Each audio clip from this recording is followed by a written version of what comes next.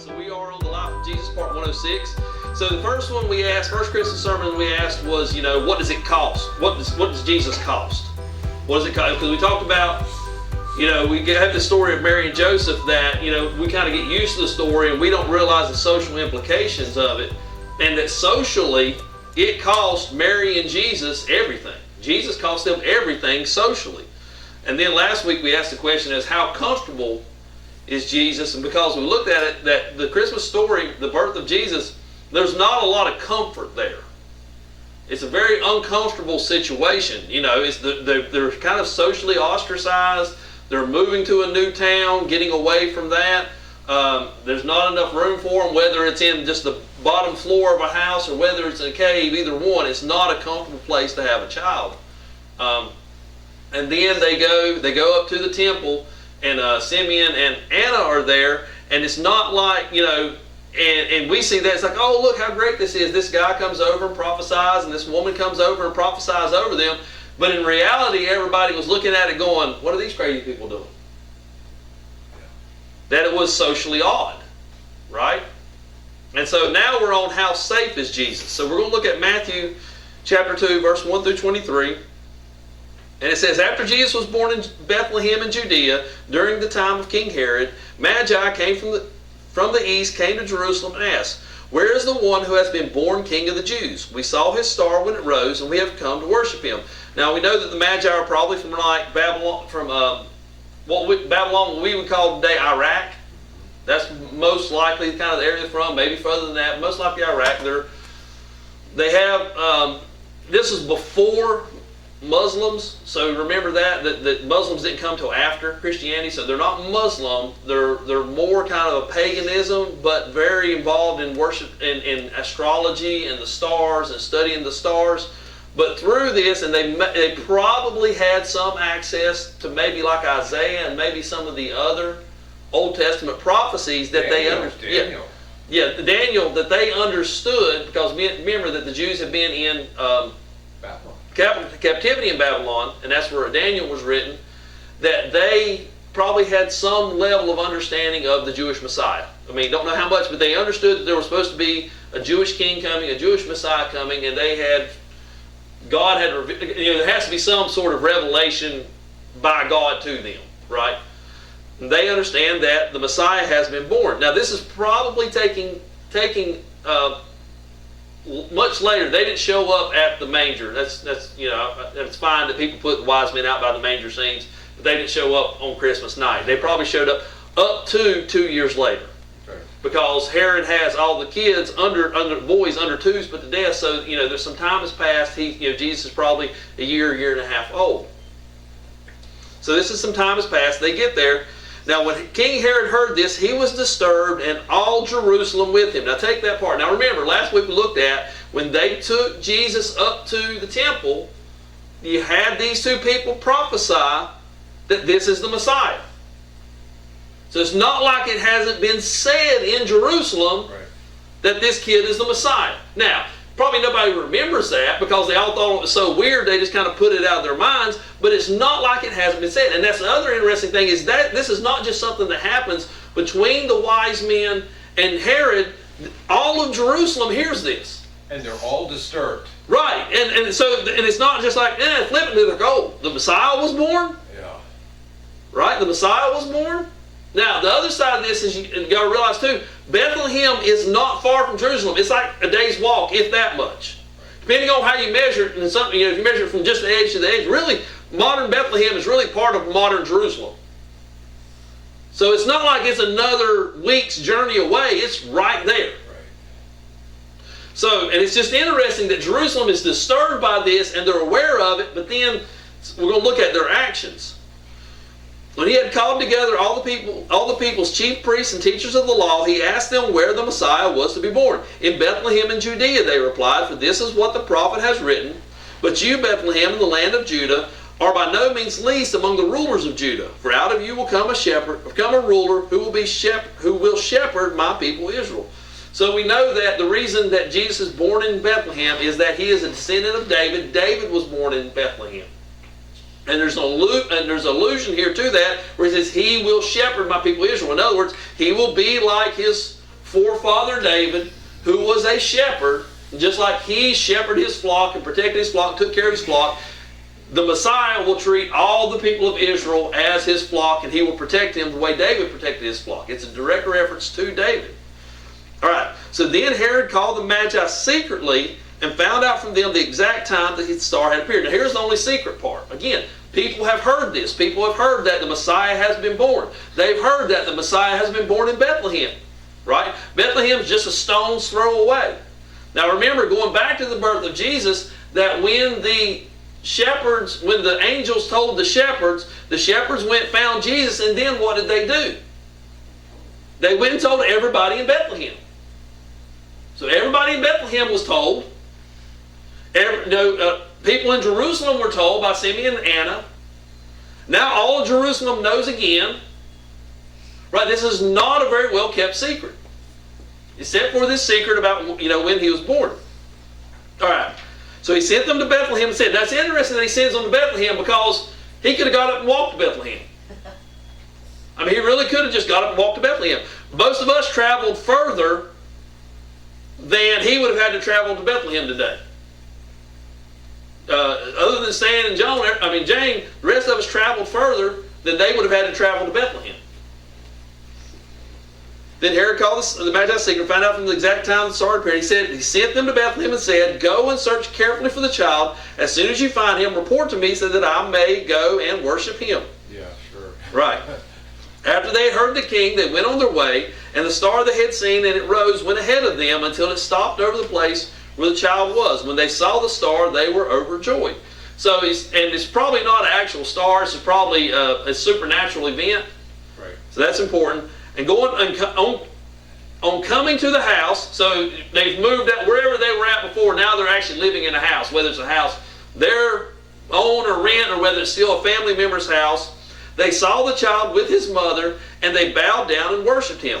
Now again, Magi, these are guys who don't fit in, right? They're not dressed like normal Jews. They're not dressed like Jews. They're dressed like Persians, Right. people from Babylon. They would have stuck out like a sore thumb. So again, this is not being done in secret. Right? All Jerusalem heard the news. Bethlehem's right there beside Jerusalem. The Magi, the wise men, come and find him, and it's like everybody sees them go by. Everybody sees them go to the house they go to, and they see them worship Jesus. They opened their treasures and presented him with gifts of gold, frankincense, and myrrh.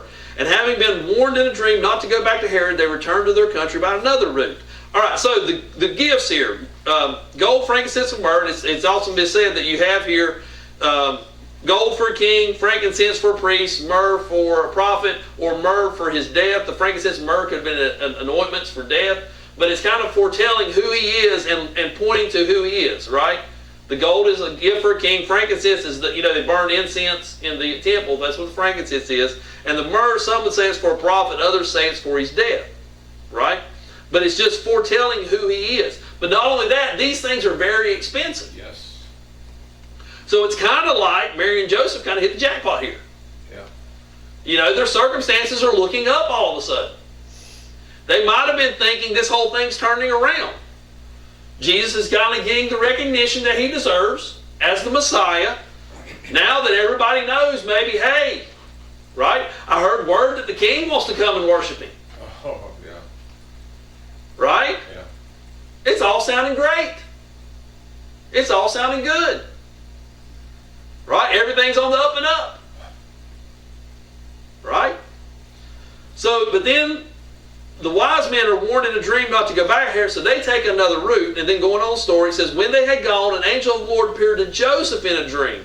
Get up, he said, take the child and his mother and escape to Egypt. Stay there until I tell you, for Herod is going to search for the child to kill him. Now we see why the reason of the gold, frankincense, and myrrh. They have an expensive trip in front of them.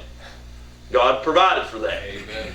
Right? They thought, hey, we're gonna take care of some things around the house, maybe buy some new furniture or something, maybe live, Upgrade. and then they find out that no, this money is here for you to take this trip. Crap. Now, you think we're so used to this story, but let's sit and think about this for a second. Could God not just kill Herod? Of course he did. He could have. So the story goes on. He says, he got up, took the child and his mother during the night, and they left for Egypt, where he stayed until the death of Herod. And so was fulfilled what the Lord said through the prophet, out of Egypt I called my son. Now, he goes back in the story a little bit. Now, part of that is that he's fulfilling this prophecy of him calling him out of Egypt, and what he's doing is tying him to the nation of Israel, because originally that referred to the nation of Israel, right? That he called them out of Egypt, out of slavery. And what he's saying here is that really Jesus is the true Israel, right? That Israel is about Jesus, right? Israel, the nation of Israel, it only exists to point to Jesus. That you cannot separate the nation of Israel. And there will be a future reckoning for the nation of Israel when it comes to Jesus. But ultimately, we understand that the purpose of Israel was to point towards Jesus. And that's kind of what he's tying here. He says basically by having Jesus fulfill this prophecy, and by him doing this thing that Israel did, it's saying that, look, you can't separate these two. You can't say there's this Israelite thing going over here and there's Jesus over here. Israel's purpose is Jesus. Okay, that's important, because, again, there's a future reckoning for the nation of Israel when it comes to Jesus, but right now it's not come to pass yet. So going back in the story now, Matthew writes, when Herod realized that he had been outwitted by the Magi, he was furious, and he gave orders to kill all the boys in Bethlehem and its vicinity who were 2 years old and under, in accordance with the time he had learned from the Magi. Then what was said through the prophet Jeremiah was fulfilled. So it's another prophecy that's fulfilled. It says, a voice is heard in Ramah, weeping in great mourning, Rachel weeping for her children and refusing to be comforted because they are no more. Okay. So Rachel is one of the wives of, that goes back to, Rachel is the wife of Jacob, thank you, who was later named Israel, right? So this is, again, ties it to the nation of Israel. And one of the things here is, again, that we're kind of shocked by, if we stop, we're used to the story, but if we stop and think, is couldn't God have stopped this? That's right. There's a lot of little babies that were killed. Right. Just like with abortion today. Right. God permits. Right. So, so we have to stop on this for a second, because I want to look at this, because this is something we don't talk about. But really the question arises, why didn't God stop this? Why did God allow this? Right? So there's a book called The Brothers Karamazov, and it's about that thick, right? It's a very famous book. It's about that thick, so nobody's going to read it, but it's about that thick.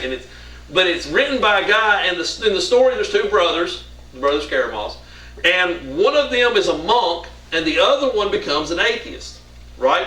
And there's a point where they're arguing about the existence of God.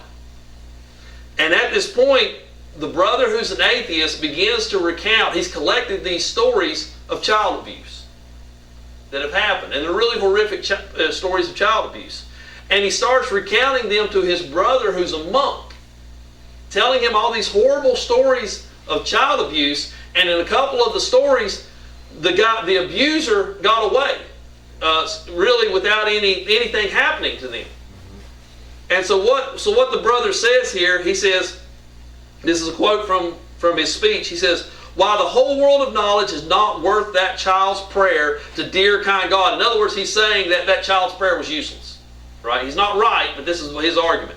He's like, that prayer for God, he's saying that these kids, while they were being abused, would have been praying to God to help them. And God didn't help them. And God didn't help them.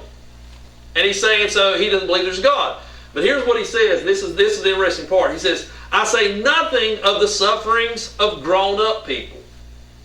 Okay? And here's why. He says, they have eaten the apple, damn them, and let the devil take them all.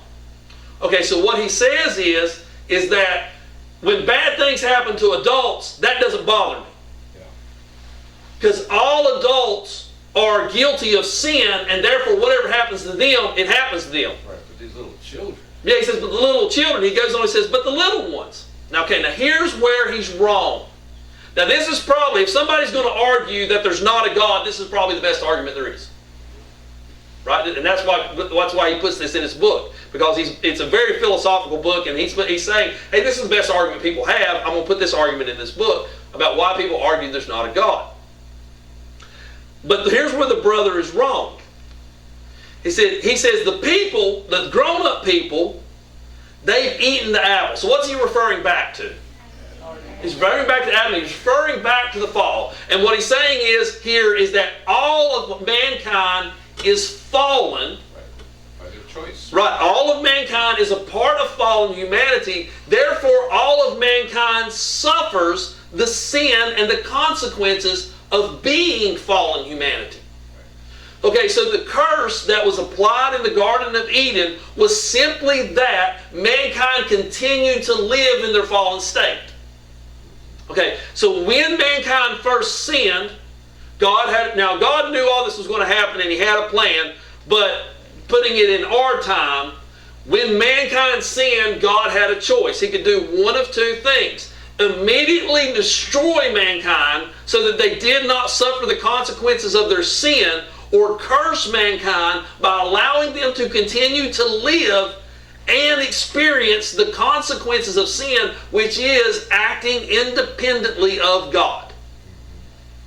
Because the problem is, if God is all good and all perfect, anything done independently of Him cannot be good and perfect. Does that make sense?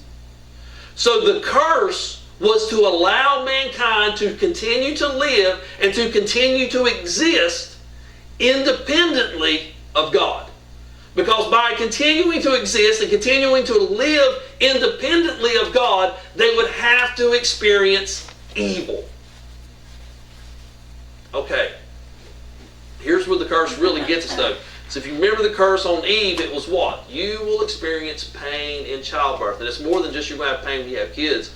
It's that the sin is going to be passed to your children. Not only will you experience the consequences of your sin, your children will experience the consequences of your sin. So to allow mankind to completely, going back to what we're talking about like World War I, we were reminded of this with World War I and World War II with the horrible things that happened there. All of humanity, including children, experience the consequences of sin. Because all of humanity is fallen. And as horrible as it sounds, again, if you get to theologically, it all makes sense in the end. But right now, sometimes it doesn't make sense. For us to understand the full breadth, the full width of our sin, we have to experience the full width of our sin. Okay? Which means that children suffer as well. Because if the children didn't suffer, would we really understand how bad sin was? We would be like this brother and downplay it and be like, well, adults deserve it. But when we see children suffer needlessly, our response should be, something's wrong. Right? Now, where we mess up is like the brother in this story where we say, and whatever's wrong is wrong with God. Right. When we see children suffer needlessly, what we should look at and say is something is wrong, and something is wrong with us. Because if you go back and you look at those stories that the brother tells, who is always inflicting the abuse on the children? Adults. Who is allowing the adults to inflict abuse upon the children? Other adults. If all of humanity were to band together, could we stop the abuse of children? Yes, we could. Right? If we all banded together, we could stop the abuse of children. So whose fault is it that children are abused? Ours. Ours. You see my point? Is that you don't look at the evil that mankind acts out towards children and say, well, there's something wrong with God, we need to look at it and say there's something wrong with man. That's right. And now here's the problem that we have, is we want to make there be three teams. Herod, the innocent people, and the people that are with Jesus. Right? That's the three teams we want to make. Herod, the innocent people, and the people that are with Jesus. Okay, let's go back to those people that we put in the middle, the innocent people. The people of Bethlehem, the people of Jerusalem. Had the arrival of the Messiah been announced in Bethlehem? Yes, that's right. Had the arrival of the Messiah been announced in Jerusalem? What were they guilty of? The rejection of the Messiah. Right. Were they? There's only two teams here. That's right. With Jesus has rejected Jesus. That's right. Right? Now, on the has rejected Jesus, there's people that are more evil than the other people. Right. But they're still on the has rejected Jesus team. That's right. Does that make sense? Yeah. So these people in Jerusalem, people in Bethlehem are not innocent. Right. And the death of their children should awaken them to, wait a minute, maybe we're on the wrong team. Yes. That's right. What was stopping the people of Bethlehem and Jerusalem from siding with Jesus and rising up against Herod? Nothing. Right? Nothing. They could have said, you know what, here's the Messiah. Herod's coming to kill him. Not on my watch. That's right. So, what we've got, now let's transfer that to modern day. There's only two teams. Still only two teams. Right? Has rejected Jesus, is with Jesus. Okay? Now, yes, among the has rejected Jesus, there's much more evil people than there are not as evil. But still, what we've got to try to get people to understand is, if you have rejected Jesus, you are as guilty as the sins as the most evil person who has rejected Jesus, who is committing abuse against children, because you're all on the same team. You're all on the same team of fallen humanity. You only get off the team of fallen humanity by agreeing to be recreated into the image of Jesus by imitating and obeying Him as His disciple. That's how you get off the team of fallen humanity. Now, again, I give a lot of mulligans for a lot of people for a long time because they didn't understand true discipleship, and they did the best with what they had. Right. That's right. So they maybe didn't understand they were a disciple, they didn't understand everything we say about discipleship, and they, in the best way they knew, they got off the wrong team and got on the right team. Right? We're just giving people a better explanation. But ultimately, in the end, there's only going to be two teams. Right? And the problem is these people who are not quite so bad, who are on the having direct team, they're going to be like, yeah, but I didn't do those things. That's right. They're like, okay, but there's only one thing you can do to really stand against those things. Not just say they're wrong, not give money somewhere. There's one thing that you must do to stand against those things. You must side with Jesus. Amen. That's right. Right? And here's my point. So somebody said, yeah, but I'm not abusing children. Right. I don't abuse children.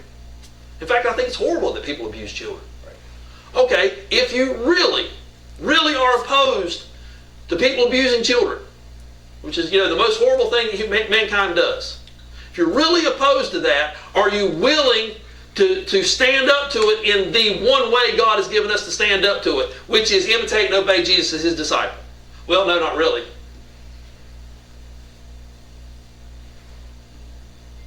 That's right. Then you're really not that opposed to it, are you? as horrible as this is that these people in Bethlehem's children died, as horrible as that is, that happened, the people in Bethlehem had made a decision. And unfortunately, they had sided, by rejecting Jesus as the Messiah, they had sided with Herod, who came and killed their children. Even though they didn't want to admit that. Jesus taught, Right. if you're not with me, you're really against me. So you're not necessarily openly rejecting me, you're not receiving me. Right. And that's a decision. It is. That's a very important thing that we've got to get people to understand. To not make a decision about Jesus is to make a decision about Jesus. That's right. Because everybody is born in that fallen team, Right. and to get off of the fallen team, you have to make a decision to get off the fallen team. Amen. And if you never make a decision, you're still on the fallen team, which means you're on the team with the people who abuse children. Yeah, even if you weep over your child who's Right, killed, even if it's your child that's you abused. won't be comforted, but you've never chosen to follow Jesus. Right. Does that make sense? That's an important part of this story, because, why is this in here? We've really got to ask this question, why is this story in here? Why did God let this happen? Right. Because God didn't let this happen just to let it happen. He let it happen to make a point. Good point. That this is how fallen you are. You are so fallen that rather than accept Jesus, you are willing to let your children be abused and ultimately killed. Wow. See, and that's what we've got to get through people's heads. Like, look, when you say, these things are horrible and they're terrible, but I'm not willing to follow Jesus, you are saying they're horrible and terrible, but I choose to allow that to exist, and I choose to allow that to happen. Wow. Because the only true stance against that is to make a decision to imitate and obey Jesus as a disciple. To say there's something wrong with us. That some of us do this, and the rest of us don't rise up and stop them. There's something wrong with us. Really. There's something wrong with us that we don't all band together and stop child abuse. We're all fallen. Right?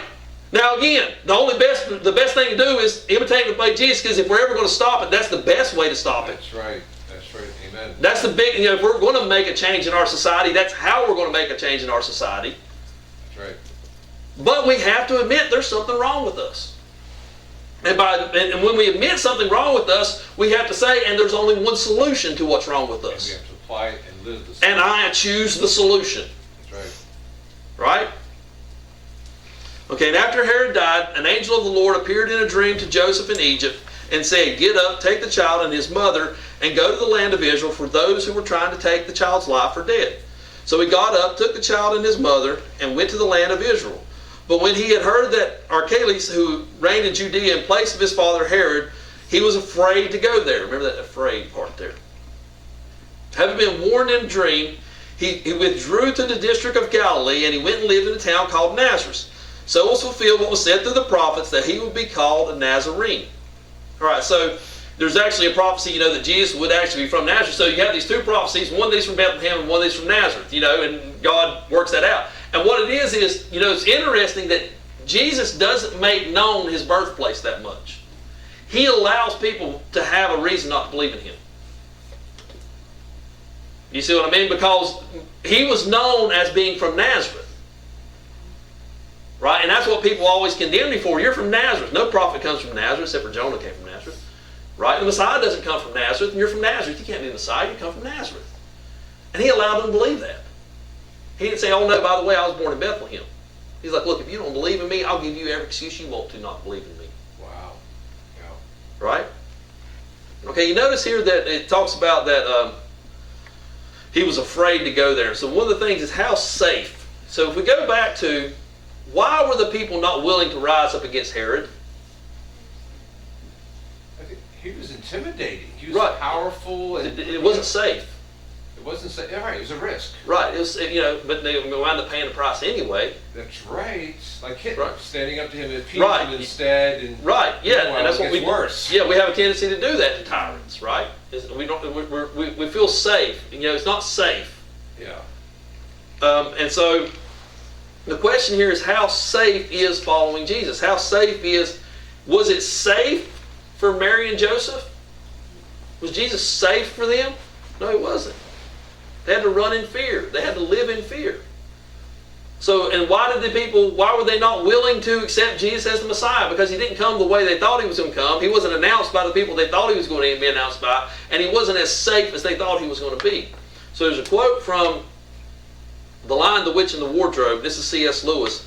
And Mr. Beaver, who's actually a beaver. I don't know if you've ever seen the movie, but it's actually a beaver. Oh yeah, good stuff. Yeah, it's a great movie. Good books, but great movie too, yeah. Both. And so when the beaver's the first one who tells the kids about Aslan. And Aslan is a lion, and he is a picture of Jesus, right? And he's a lion because the Lion of Judah. So he is a picture of Jesus. So the beaver is telling them about Aslan. And he says, Aslan is the lion. It is a lion, the great lion, right? And then the girl, Susan, says this, "Oh," said Susan, "I thought he was a man. Is he quite safe? I shall feel rather nervous about meeting a lion." Now remember, Jesus is the Lion of Judah. He is the great lion. And Mr. Beaver's answer is, safe? Who said anything about safe?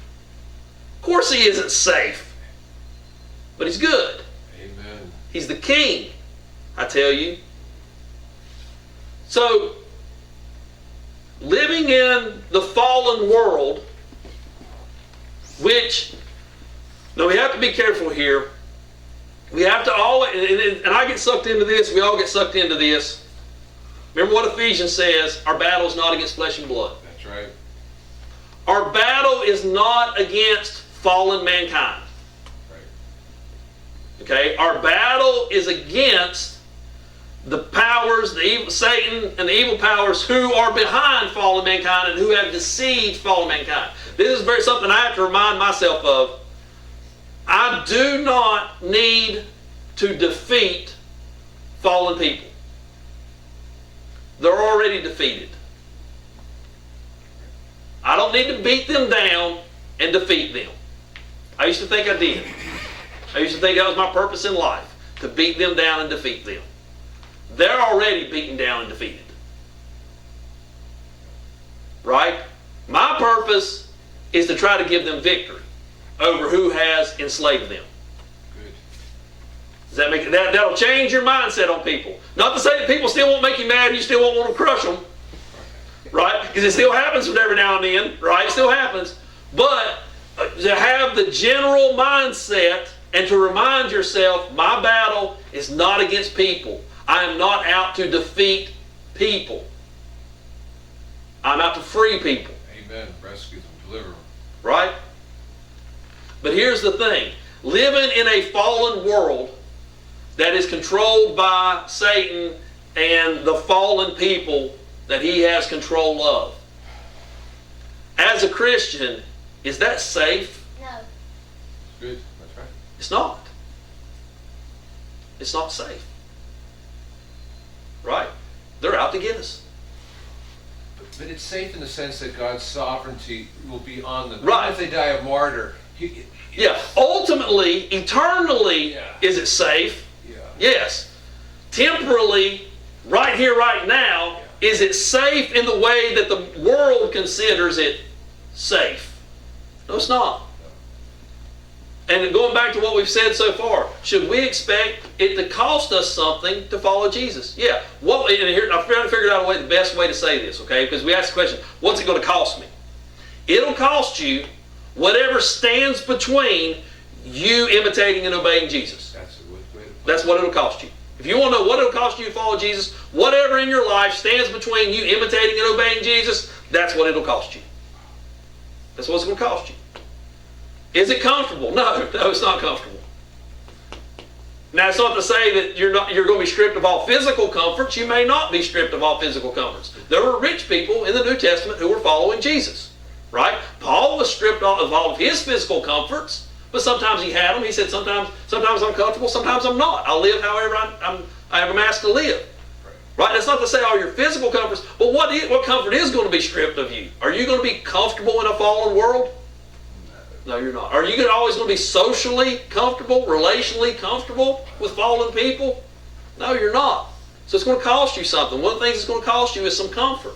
Maybe not physical comfort, but I tell you, it definitely will cost you some relational and some social comfort. Oh my God. Right? And is it safe? Ultimately, yeah. But here and now, no. Mr. Beaver goes on to say about it, he said, he's wild, you know. Not like a tame lion. If anybody ever says that they're not willing to follow Jesus because it's boring, Yeah. they don't know who Jesus is. That's Because it's not boring. right. No. It's not comfortable. Right. It's not safe. At least not here and now. But it's not boring either. Right? Wow. And we need to quit making it boring. And we need to quit painting it as boring to people. That's right. It's not boring. He's wild. He's not a tame lion. He goes and does whatever he wants to go and do. That's the point they make in the book. He goes and comes and leaves and here and there, wherever he wants to go and be, that's where he goes and bees. You don't tell him what to do. You don't tell him where to go. Right. You follow him. And he's wild. And it's going to feel unsafe at times. And it's going to feel uncomfortable at times. And it's going to cost you something. And it's different for all of us what it costs us. But it's the same for all of us in that it's whatever stands between us imitating and obeying Jesus as a disciple. That's what it cost us. And see, and that's what the Christmas story is about. Yes, it's about God sending Jesus into the world to save mankind from their sins. That is about. But the way that he sends him into the world tells a story about what it is like to follow him. That he said, look at these certain aspects of this story. That's why there's so many details in this story. It's not like, well, Jesus was born.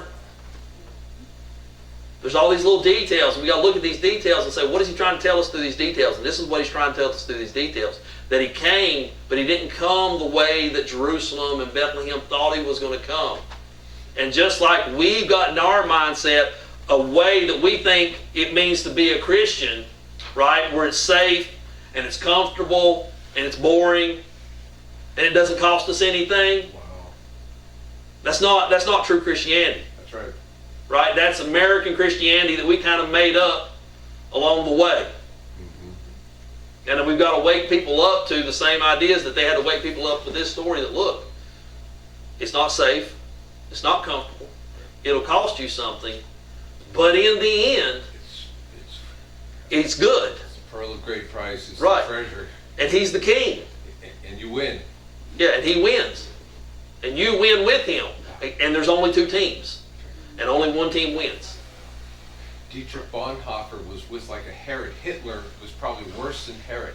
Yeah. But he wrote The Cost of Discipleship. It cost Right. him to stand in Germany, and he physically lost He actually ultimately physically he could have escaped that. He was in America, so Dietrich Bonhoeffer stood up against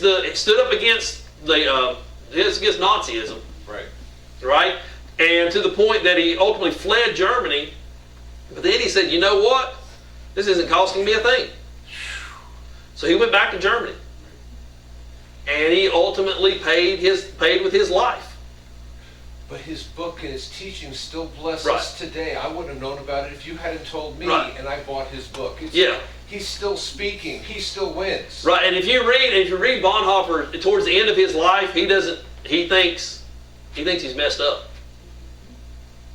He doesn't realize the effect if you talk to people about discipleship, one of the things you're going to talk about is Bonhoeffer and the cost of discipleship. And at the end of his life, he didn't realize the impact he was going to make. Wow. He thought he had failed. Wow. But again, it wasn't safe. He was in a prison. It wasn't comfortable, right? But he was good, and Jesus is the King. Let's close in prayer. Our gracious Heavenly Father, we thank you. We thank you for this story of Jesus' birth. We thank you for all the details you put into the story of Jesus' birth, so that when we can look at this story, we can get an idea of what it really means to follow Jesus, and we can also understand the danger of rejecting Jesus and the danger of not making a decision to follow Jesus, Father. And we just ask that you would give us the words, and you would give us the stories, and you would give us the ability to think when we're in these situations where we can try to explain these things to people, Father. that we can explain to them the cost of following Jesus. We can explain to them the loss of comfort of following Jesus. We can explain to them that in the here and now that following Jesus isn't safe, but that He is good and He is the King. That's right. And we ask all these things in His name. Amen.